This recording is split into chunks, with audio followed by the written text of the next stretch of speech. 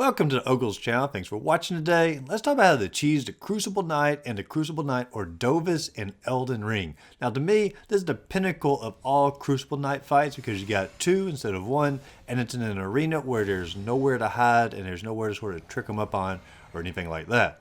So my recommendation is before you even head in there, if you got any sort of buffs that you can use to slowly regain health or anything like that, go ahead and put those buffs on your own character. And as soon as you walk into the arena, the first thing you're going to want to do is go ahead and throw out your Rotten Breath or your Scarlet Rot and just let a full wave go in front of you.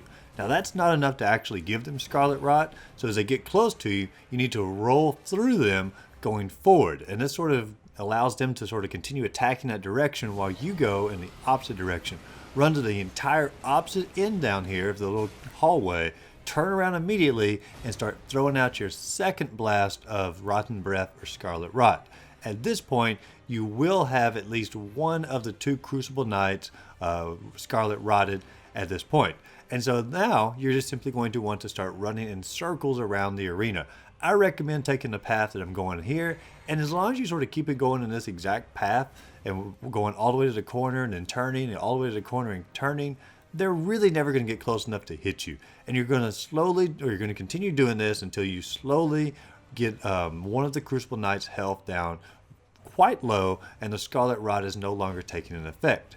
Now your goal is to once again give it Scarlet Rot again. My best advice on this is simply going to sort of keep an eye out when you have the most distance as you're running these circles in the hallway, and just simply turn around when you have the most distance and get another full blast of that Scarlet Rot out behind you.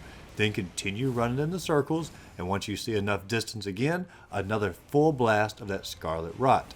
This should be enough to give it to him again, and at that point, the first Crucible Knight will eventually pass away from losing all of his health from the Scarlet Rot.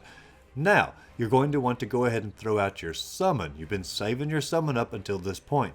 Throw your summon out because the other Crucible Knight has a shield and is much harder to give Scarlet Rot to.